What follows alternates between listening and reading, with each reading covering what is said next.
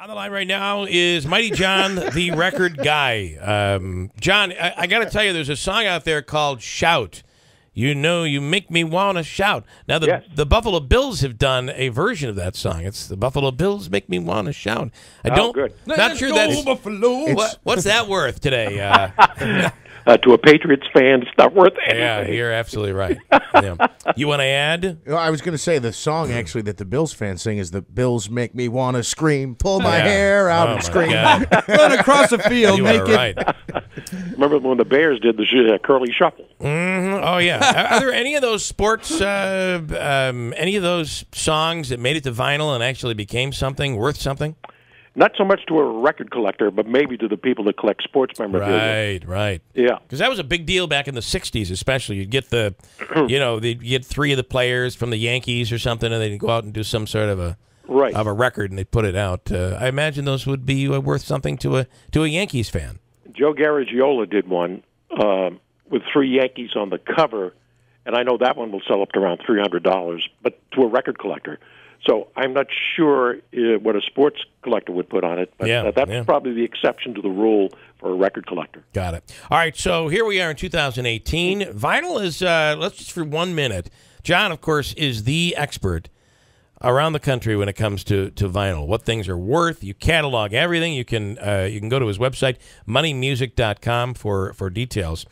But, John, 2017 was a really big year for new vinyl. A lot of new vinyl every year, more and more vinyl. A lot more expensive than it was when we were buying it back in the day. But it's good to see.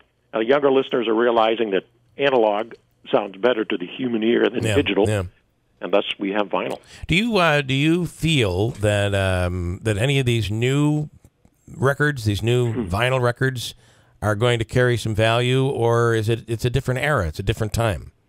Oh, it's tough to say. You know, have me back in 20 years, I can tell you. Okay, we'll hope we're around to do that. All right, you have the 2018 list, a new list of 10 records worth more than $100. Start with number 10, work our way down to the big number 1. At number 10, the Beatles, always collectible. Look for their hit 8 Days a Week. At 45, with picture sleeve, up to $100. Wow. Tom Jones, big hit for him. It's Not Unusual. The album, now, there's two versions. One pictures just Tom Jones, which is worth about $20, and the other pictures Tom Jones with a band, and that's worth up to $100.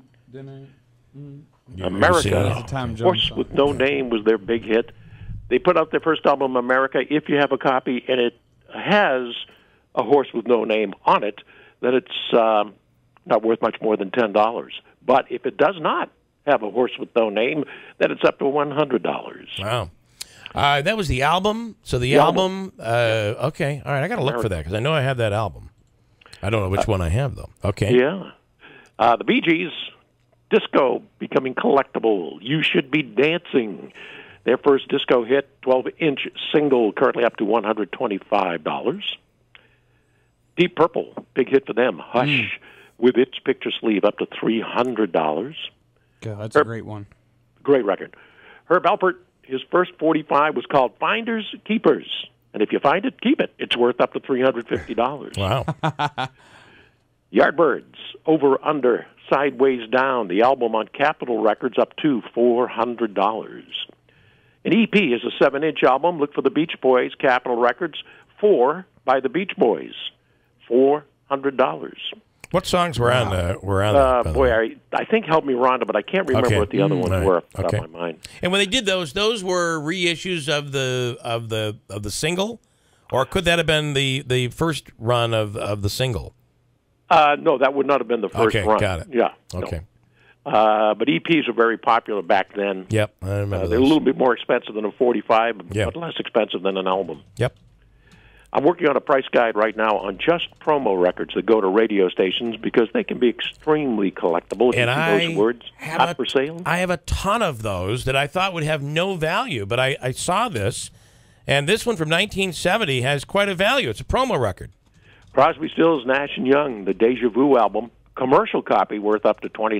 A promo copy worth up to $1,500. Okay, yeah. So you're working on like I have Bill's retirement fund. I got to tell you, because we all working in radio at that time. They'd be you'd come out and sitting in the break room. There'd be a whole bunch of records. You guys want these records? And you'd walk out with them. Now a lot of plays, but they were taken care of.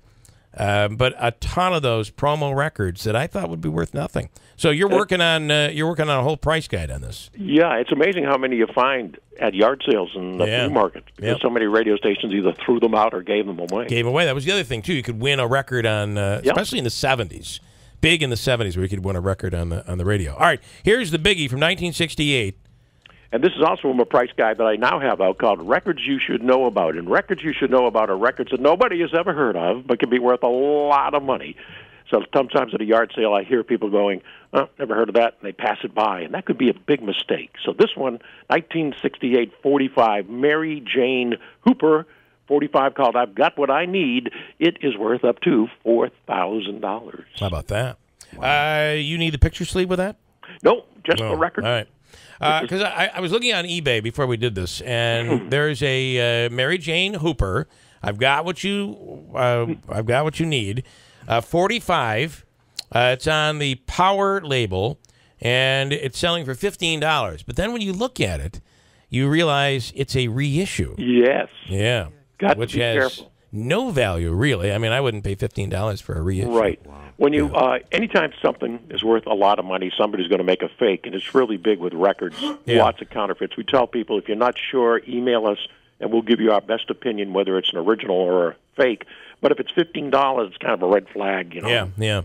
There is one here, though, that is on the, so would the label have said, because the reissue is Power-Pack. Right. And then there's one that says, and it's not even the right one. It's Teach Me by Mary Jane Hooper. And that is the bid starting at $11.50, but it's a 5-day bid. That could you could have a reserve on that, not allowing it to sell for whatever. But is that one worth anything? The name of the song is "Teach Me" by Mary Jane Hooper. To the best of my knowledge, it's not a big collectible. But these unknown artists are so rare that we don't know everything that they have. And does eBay does it screw things up?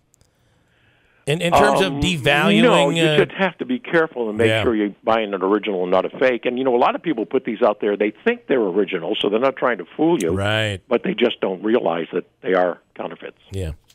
Trust no one, John. That's exactly it. Unless you trust John. Unless you're trusting John. Mighty John, the record guy. The website is moneymusic.com. You can check it out. That new list is the 2018 list. We'll put it up on our website of the songs, the records, the vinyl worth more than $100. John, thanks so much. Thanks, guys. Happy New Year. Do it again. Happy New Year.